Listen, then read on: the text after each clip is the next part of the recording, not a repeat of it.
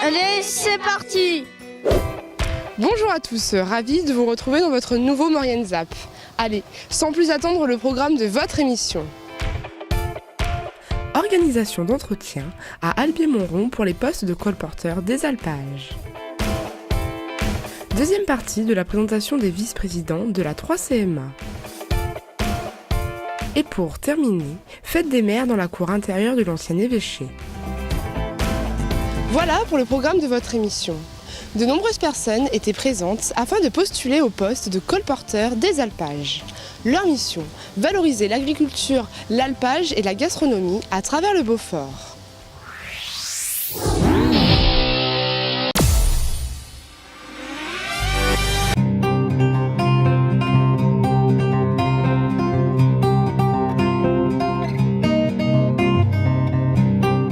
Ce samedi 20 mai, à Albier-Montrond, se déroulaient les entretiens au poste des colporteurs des alpages. Leur mission est de promouvoir les métiers de l'agriculture, de l'alpage et de la gastronomie au travers du Beaufort. De nombreuses personnes étaient présentes pour postuler à ce poste. Bernard Pellissier, ancien producteur de lait, nous explique en quoi consiste le métier de colporteur des alpages.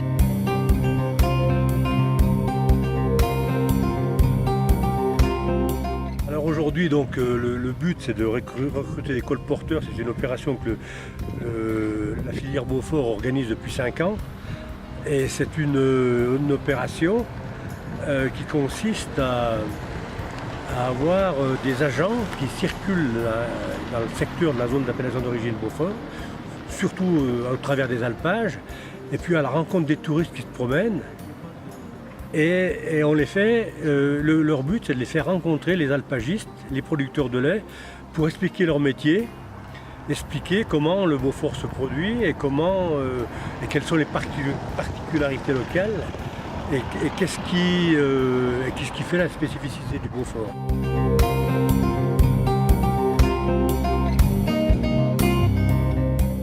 Laurine Martinez et Sylvie Nourrisseau nous parlent de l'importance pour elles de candidater à cet emploi.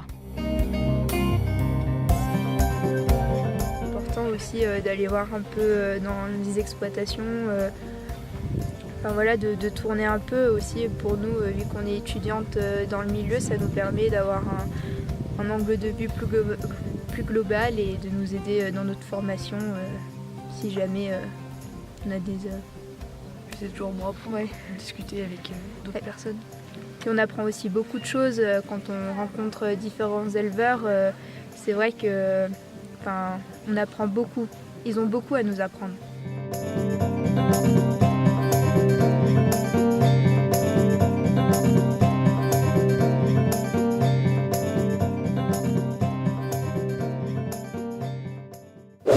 Dans la rubrique spéciale L'invité de la semaine, seconde rencontre avec 3 vice-présidents qui vont nous présenter leur mission et leur rôle à la 3CMA.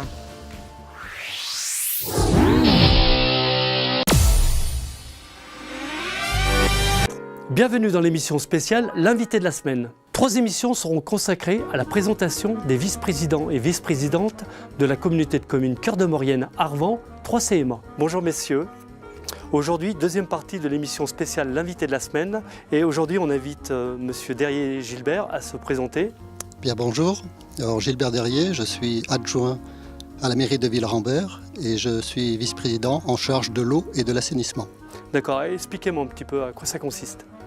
Eh bien, la communauté de communes doit prendre la gestion de l'eau sur l'ensemble de son territoire au 1er janvier 2018 et de l'assainissement au 1er janvier 2019.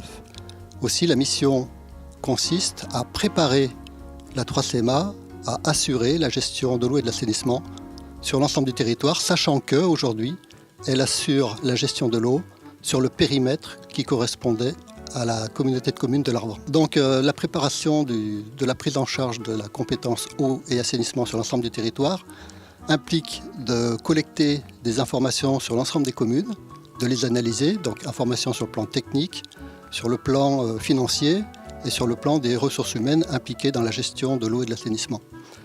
Nous travaillons avec un bureau d'études qui est spécialisé dans ce type de mission. L'objectif est de déterminer quel niveau de service nous devrons donner à la population, quel niveau d'investissement nous devrons faire pour répondre à des besoins comme la construction de nouveaux réservoirs par exemple, ou de renouvellement de réseaux, déterminer le coût de ces services et puis déterminer un tarif cible vers lequel l'ensemble des communes devra converger. Et puis enfin, définir le mode de lissage et la durée du lissage pour tendre vers ce tarif cible. Très bien. Merci. Passer la parole à Marc Tournabien. Vous êtes maire de Saint-Julien-Mont-Denis et vous, on vous a donné la compétence des travaux patrimoine communautaire, piscine et accessibilité. Tout à fait, et effectivement, ça a l'avantage d'être un travail très concret.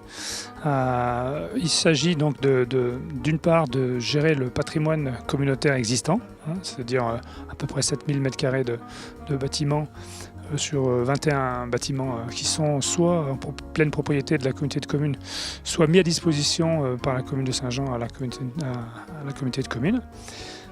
Donc déjà, il y a tout ce patrimoine-là à entretenir, à mettre aux normes. C'est pour ça qu'on parle d'accessibilité, puisque le grand sujet aujourd'hui, c'est que tous les bâtiments qui reçoivent du public soient mis en accessibilité pour tout type de handicap, soit effectivement réaliser les travaux neufs qui ont été décidés par le conseil communautaire et portés au budget de l'année correspondante. Donc le suivi des travaux neufs, c'est d'abord définir la nature de ces travaux. C'est ensuite de recruter un maître d'œuvre et de choisir les entreprises qui vont réaliser ces travaux. Et puis c'est bien sûr ensuite le fait de s'assurer que les travaux sont faits conformément à ce qui a été demandé, conformément aux règles de l'art, dans les délais impartis et en restant dans l'enveloppe financière qui est allouée à chacun des projets. Donc c'est extrêmement varié, ça peut être la réalisation comme actuellement de seuils dans l'arc pour freiner l'abaissement du lit. Ça peut être un merlon de protection pour le centre nautique, ça peut être des réhabilitations de bâtiments comme l'espace jeune ou contre le centre d'affaires et de ressources. Il y a une grande variété de travaux, ça peut être aussi la réalisation d'une voirie neuve pour l'extension de la zone d'activité du Pré de Pâques.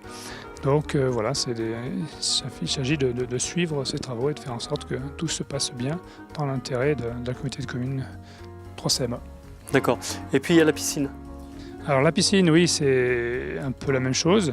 Il y a surtout des travaux pour faire en sorte que cet équipement reste le plus aux normes possible et le plus agréable à vivre par les usagers.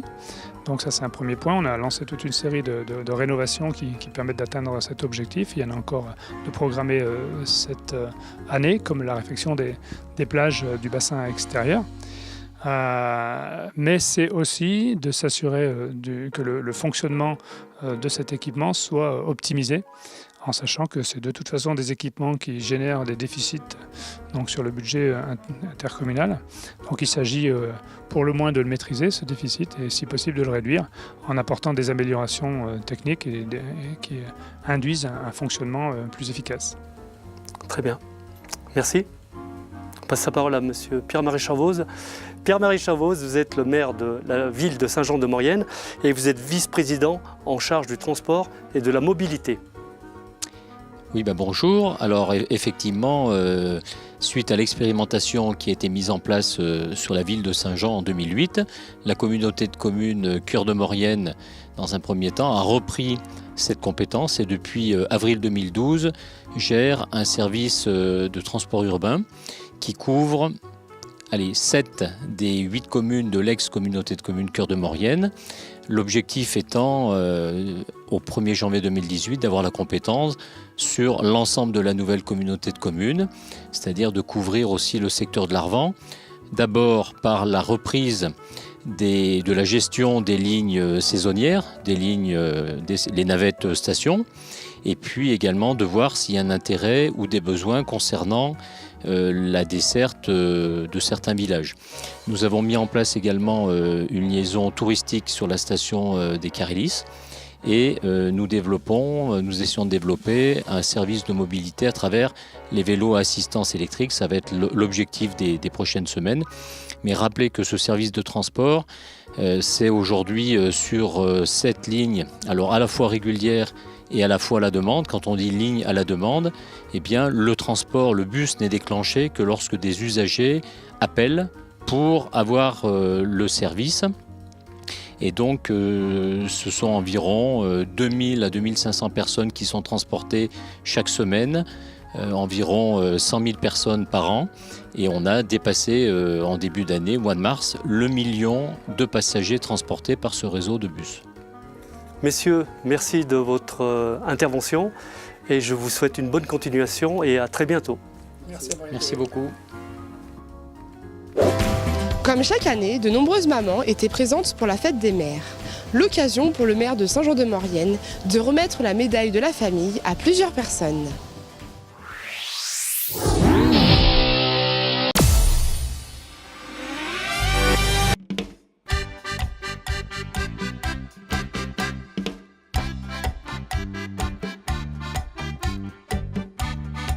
Samedi 27 mai, l'annuelle Fête des mères était organisée dans la cour intérieure de l'ancien évêché. Monsieur le maire de Saint-Jean-de-Maurienne a pris la parole afin de féliciter l'ensemble des mamans présentes. C'est avant tout un grand bonheur et de dire merci à toutes les mamans pour l'amour qu'elles nous donnent et qu'elles continuent à nous donner. Ça n'a pas de prix et puis ça se traduit par un moment convivial. Et par la distribution d'une plante, on offre une plante à toutes les mamans. Et cette année, on a la chance, et j'ai eu la chance de pouvoir remettre la médaille de la famille française à 3 familles. 2 familles qui ont chacune 4 enfants et une autre qui a eu 6 enfants. Et cette famille a vu honorée par l'État à la fois la maman mais aussi le papa.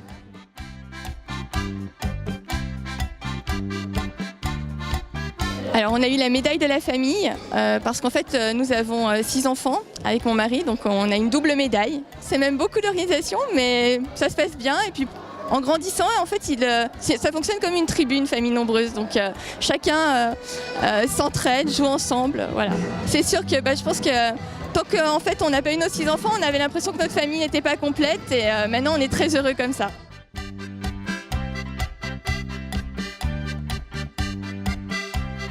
Félicitations à toutes ces belles familles et on se donne rendez-vous l'année prochaine.